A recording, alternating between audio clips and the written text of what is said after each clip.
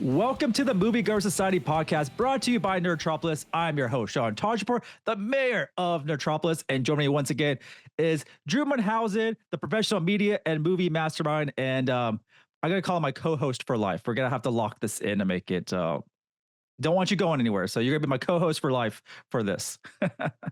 Wow, I'm honored. I will take it. Listen, when it's the end of the world, like this film we're going to talk about, you gotta be with me, man. You can't leave me hanging. We've been doing this long enough. I think we can communicate without talking. So that's why you gotta be my co-host for life. You know, I think we could survive when it's the end of the world together. That's a good point. Do you think it would make for a good podcast or show if we did it silently and just looking at each other, giving each other good looks, whispering really quietly? Would that make for a good pod? I don't know. I don't think so. It'll be interesting, but definitely I know people will be turning it off. I would too. But in this podcast, we dive into the world of cinema, exploring everything from beloved classics to the latest blockbusters. Now we're in episode 47, so close to episode 50, but we might have to whisper for this discussion and review as we do A Quiet Place Day One. Now that's all the quietness you're going to get from us. We're excited to talk about this film. But before we get into all of that, want to make sure you can connect with us online. You can find me on every single social media platform at Sean Taj. Follow Nerdtropolis at Nerdtropolis. And also visit nerdtropolis.com for your daily dose of movie news, reviews, interviews, and trailers. And Drew, where can they find you where you're not contributing to Nerdtropolis? You can find me at Drew Munhausen on all the different social media platforms, over at Letterboxd, logging what I'm watching each week, weekly at Fresh Out the Podcast, but most importantly here on the Moviegoers Society, talking about movies, talking about Quiet Place. But there's another one that I do want to talk about, but I don't want to take the thunder yet. I want to make sure we get all our intros out of the way. Yeah, also don't forget to catch up on past episodes of the Moviegoers Society and tune into my podcast, Real Insights, on Spotify, Apple Podcasts, and of course, Nerdtropolis YouTube channel. Leave a comment, share our videos, give us a thumbs up. Check out all the interviews and reviews we have going for y'all. Before we jump to a couple of things, Drew, I finally got my copy in of Ghostbusters Frozen Empire. Just turn to the back. I know it's gonna be, I don't know. I'm not very good at cameras and showing things off. But if you just look up there, wrong side, wrong finger. There is my quote and my name and Nerdtropolis down there. So if anyone out there has a Blu-ray copy of Frozen Empire, switch to the back, you'll see my name. Super exciting. I got a couple of copies. People were saying, go to Walmart or Target and just sign your name on the back. I'm like, I don't want the security or management to question what I'm doing. Unfortunately, not Target anymore, as they've stopped selling physical media, which is like a dagger to the heart. Best Buy and Target have betrayed me and betrayed all of the physical media collectors out there. Walmart, though, for sure. Yeah, go sign every single one. I might have to just buy every single one as well. But super excited for that. Thank you so much, Sony Pictures and Ghostbusters, for including me in part of the franchise. I'm embedded in the Ghostbusters franchise, which is super exciting. Before we get into a Quiet Place Day One, Drew, you said you went and watched Horizon. There was no screening for Horizon for us. And then I read how long it was, and I was like, probably maybe for the best, but like, I don't know. I don't know what to say about this. Drew, you gotta just start us off with Horizon. Yeah, I just thank you for giving me the soapbox to just be able to talk about this a little bit, because I did sit through all 3 hours and 1 minute of Horizon: An American Saga Chapter 1, which those who are really interested in film and following the business have probably heard about this movie just because of the behind the scenes nature of it. You know, Kevin Costner directed this. It's like his passion project he's been wanting to do for decades. He put millions of his own dollars into the budget of this movie, as well as numerous backers, and it's a very expensive project that clearly looked like it wasn't going to live up to its budget as far as the box office goes, and that's been kind of the case. This movie only made $11 million domestically over the weekend. That being said, it's just kind of a fascinating project. You know, he filmed chapter 1 and 2. Chapter 1 is out now. Chapter 2 comes out in theaters in August. Presumably the only people that will go see chapter 2 in theaters are the people that saw and enjoyed chapter 1. And chapter 1 is a little bit of a divisive experience. Here's the thing. It's not bad. It's not a bad movie. It's a weird movie. And I think this comparison's been made a lot, but it's really the only one that truly describes this experience. It's like watching a 3-hour pilot of a TV show, or the first 3 episodes of a TV show, where the rest of the season, you have to wait to get it later this summer. There's a lot of introductions, there's a lot of characters, there's a lot to keep up with, and none of it gets resolved. So it can be a little bit frustrating if you don't know what you're getting into. The first hour of it, I was all in. I was like, this is awesome. I don't understand why this movie is kind of getting a bit of hate online. I'm really enjoying this, but then it kind of starts skipping around. Kevin Costner's character doesn't even show up till almost an hour into the movie. There's just a lot, and it ends kind of abruptly with a montage of what I guess is what's coming in chapter 2. Anyway, just a very strange experience. The cast, I mean, Kevin Costner, Sienna Miller, Sam Worthington, Giovanni Ribisi, Jenna Malone, Michael Rooker, Danny Houston, Luke Wilson. In the future installments, we're going to have Thomas Hayden Church. There's a lot of names here. It's very classic Western. It looks good. The scenes look good. It's like a classic kind of cowboys and Indians storyline that we're doing. It feels pretty old school. It's a little bit hard to penetrate because of the nature of what they're setting up here. But I just wanted to see it for myself, which is why I went on a Sunday afternoon. I was easily the youngest person in the theater by far. I think the crowd, the demographic for this one skewed maybe a little bit older. Kevin Costner fans, Yellowstone fans, Western fans, maybe that's the way it skews. But what an incredible experience. I can't say, go out and see this movie in theaters because it's just an odd one. It's impenetrable in a way, but I saw it and I'm kind of down for chapter 2 in a weird way because I have to see how some of this gets resolved. Sean, I can assume you're out on this one. I think so. I think it's just a weird way, the way you're describing how it ends. And there's a part 2, obviously, that's already been filmed, and there's 3 and 4 and 5, and it's probably 20 of them coming out. He's apparently filming chapter 3 right now and has plans for chapter 4. Yeah, I mean, sorry, Yellowstone fans, because, it's been rumored for a while and there's been a lot of stories in the trades, but Costner is officially out of Yellowstone. If you want to see Costner in a Western, you got to go see Horizon. This is where it's at now. And you're going to have probably at least 6 hours of it this summer. Maybe we'll get more next summer. I mean, this is an interesting business model on top of that. It seems like it's like a mini series, right? It feels like a limited mini series that's getting cut up in an odd way. Maybe this is the perfect streaming series that, you can chop it up. Maybe Paramount can buy it to put on Paramount Plus if they're smart enough and offer all this money. There has to be a way out because I don't see this doing well theatrically. And it is a passion project. It's a quality. I bet you're saying it's quality, has big names, but the format is very odd, I guess, and it doesn't fit for the typical moviegoer. And so if you want to reach a mass audience, you might have to put this on streaming service once it's all done. Yeah, and this was distributed by New Line, which is Warner Brothers. I don't know if this movie will end up on Max because I don't know what kind of deal. As far as I know, Costner owns this movie. I don't know if Warner Brothers necessarily owns it. They're just helping to distribute it. So I have no idea where this one will end up. I think there's probably a deal in place for them to distribute chapter 2. And even though Costner's filming chapter 3, I don't know if that even has distribution. And if both of these bomb, I can't imagine anybody's going to willingly want to distribute chapter 3. It's kind of very similar to Megalopolis, the new Francis Ford Coppola project that's been getting a lot of, I don't want to say a lot of buzz, but a lot of talk, at least this summer. And that's going to get distributed by Lionsgate. But it's just a similar story here with an auteur director pouring a lot of their own funds into their passion project to get it made. A very interesting year for moviegoers and film fans with these kinds of divisive projects. Yeah, it'll be interesting to see how it plays out and to see. I feel like there was another movie or another project that was kind of split up into chapters and then started. Maybe it was it was like something that was an 8-hour movie that was split up.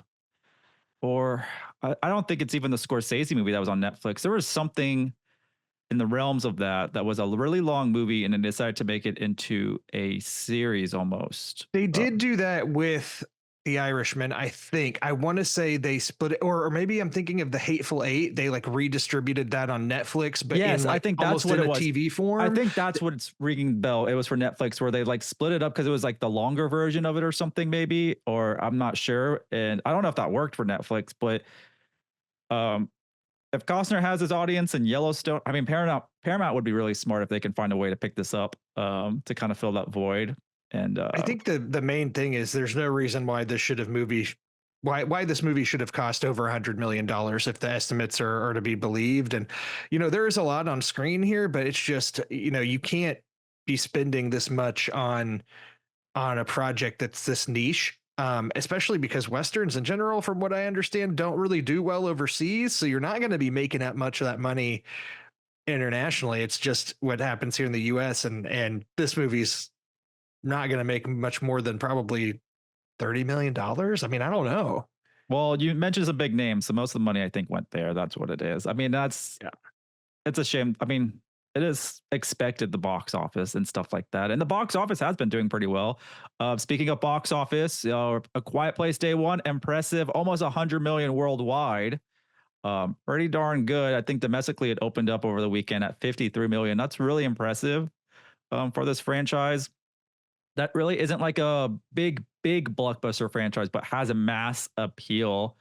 It was super exciting to revisit A Quiet Place. This film is a prequel. It's called Day One, and it's about a woman named Sam who finds herself trapped in New York City during the early stages of an invasion by alien creatures with ultra sensitive hearing.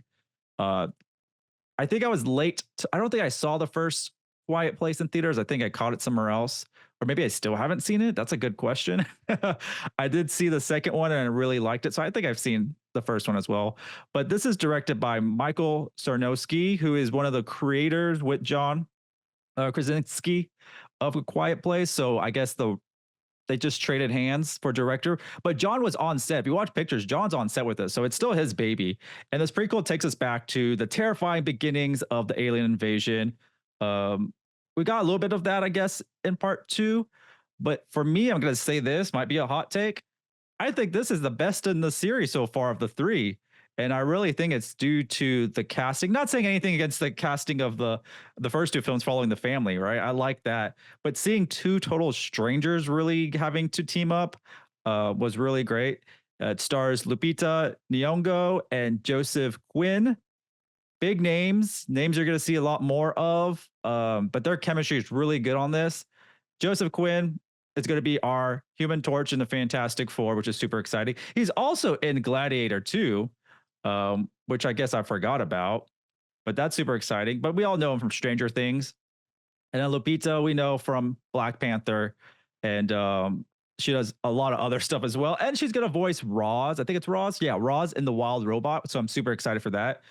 But I think with these two, it was really great chemistry between the two of them. And I really liked the story, Drew. It kind of reminded me of 28 Days Later. I always speak about that film, and there's not a lot of films out there that really take the narrative or just the way they showcase these terrifying events in the end of the world. And I really liked it. Got a little bit of Alien, a little bit of 20 Days Later, kind of a mashup of some really good franchises. And I did jump. Drew.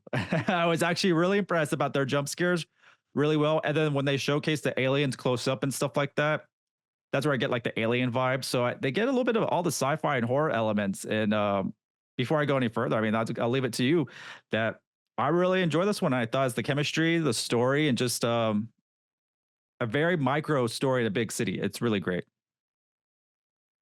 Yeah, I agree. So I don't think I like this one more than the original A Quiet Place, but I probably put it on par, if not better than part two, which I also really liked.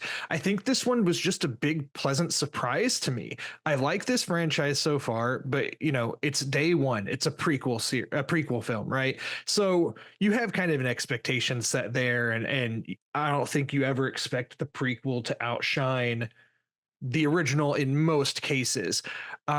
I I do associate A Quiet Place Part Two. If you remember, it came out I think in 2018, no? May. it was May of Oh, 2021 is 2021. Oh, when A sooner. Quiet Place Part 2 came out. And it was part 1 was I think 2018, part 2 it got delayed because of COVID, finally came out in May of 2021. And I remember that being kind of one of the first weekends that the theaters felt like they were back. Because Cruella opened that same weekend and Black Widow was coming a few weeks later. So like it was just I remember being excited to go to the theater that weekend to see part 2 and I enjoyed it for that. Like I felt like the movies were back a little bit at that time. And it But A had Quiet and it had Cillian Murphy, which was awesome. Like that's what I liked about part two. I think the most was him being in that and really elevated that film having him in that. and with A Quiet Place Day 1, all I really knew, I had seen some of the trailers, but really hadn't paid attention much to the plot. Here's what I knew: Lupita Nyong'o, Joseph Quinn, New York, day 1 of the invasion. I'm like, that's enough to get me in the theater. I'm interested to see kind of what the story is here. I didn't know anything about Lupita Nyong'o's character and what's going on with her, so that was a surprise to me when I saw the movie. I don't want to say too much about it, but it just sets the tone early on for what's happening and kind of sets the stakes. There's a lot at stake here. Obviously, there's an invasion, and death is around every corner, and you can't make a sound. As far as what her mission is in this movie, it's like not that high of stake. Like she just wants something very simple. But I found that to be entertaining. I think the thing that surprised me most was the chemistry between Lupita Nyong'o and Joseph Quinn and how much you're able to learn about their characters when really all they can do is whisper or just give each other a certain look. It shows how strong their performances are. There's a lot of movies with a lot more dialogue that don't have as much character depth as I felt like this one did. And so I just had a really good experience with this movie for what it is. It's worth noting the director Michael Sarnowski did a movie in 2021 called Pig, starring Nicolas Cage, that I really liked, and I didn't realize he was the one directing this movie. Makes sense that he would jump to a big blockbuster movie, but you also feel like, oh, are his talents going to be wasted here? No, I feel like it was partly him, and he did write the movie with John Krasinski, but I think that's what made this so strong. Like there's just a lot of depth in this movie in what could have been a very surface level story. So I enjoyed it a lot more than I expected to, and I feel like it was a lot better than it has any right to be. Yeah, there's a lot of great elements in this, and nothing looks cheap, honestly, in this film. And I don't know what the budget was, but I can't expect it to be that high for this franchise. You're in New York City, very, I guess, iconic place. So that's what's so cool about it. You got some Cloverfield vibes too when I was watching it a little bit. Yeah, I Um, agree with that. That's a good comparison. Cloverfield, Alien, 28 Days Later. I think that's a pretty good combination between the three of them. Written really well. You got great, protagonists. You really root for them. And there's also a third one we didn't mention. There's a little furry feline, and there's a cat. I got a rant about the cat when I get a chance, but I'll do This that is in a the minute. time I'll to save do it. that. I mentioned cat. Drew, go on with your cat rant. Okay. I don't know how to say this delicately and eloquently, but like I love animals. I am a pet lover. I have dogs. The cat is a constant part of this movie, and they are bringing this cat with them. I don't want to sound like a terrible person, Sean. I probably would have ditched the cat pretty early on. I don't know if I could. It's already stress inducing enough with everything going on. And then you're trying to take care of the animal too. The animal might be better off left to its own devices. Cats are pretty quiet. They're pretty smart. They can survive, but I don't know, man. The cat gave me a lot of anxiety throughout this movie. Just try all that they'd go through to save this cat. Well, I mean, there's a meaning, I guess, behind having the cat too, and what it means to Lupita's character as well, and just her True. situation. So when you put that in play, you get it more. But yeah, I definitely understand if and the cat does I'm not spoilers, I guess. I don't know. The cat does disappear a couple of times and they find it again. It's like It is kind of amazing how the cat finds its way back to them in some of these scenes. I'm like, okay, I get that they're smart, but are they that smart? I don't know. Oh, I think so. They're really smart. And talking about the aliens, I really like the look of them. There's one like very alien like scene where there's a close up and the mouth is open, and that was really disturbing. But that's like probably the closest look we've seen of these creatures. I want to see more of this. I'm like so intrigued. Like I want to see from the military aspect. and I was talking about this. It's kind of a dumb idea I had. I was like, I like to see it from the point of view of the actual alien, maybe, or just I want to know what's going on and a reasoning behind everything. That'll be nice to see. But there's a lot of tension. It's gonna keep you on the edge of your seat. You're gonna jump a couple of times, or maybe more than that. There's actually some pretty decent and really quality jump scares, and it really is a great addition to the franchise. Still plenty more to desire. I don't think I'll get tired of these films. I don't think there's a place where they're overdoing it. I think I'd watch a few more and they can change it up. It'd be cool to see one like on an island, you know, and there's just nothing around them. They have nowhere to go. Like almost like a this could turn into like a Predator film, you know, at some point if there's a couple of them isolated somewhere in a really small area. But I gave this actually a 4 out of 5 stars. I there's still plenty of life in this franchise. I really enjoyed it. Great blockbuster, great summer blockbuster. Um, it's a PG-13 film, so you know you can take some of the younger audience and they'll enjoy it. It's just a little bit horrific at times because it's kind of scary, but it's pretty good. I liked it, and I want to see more.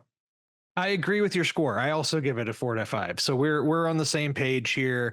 I think that it's just there's a lot of horror movies you go into for the scares. You're like, I don't expect too much from this from a story standpoint. I just want to see some good scares.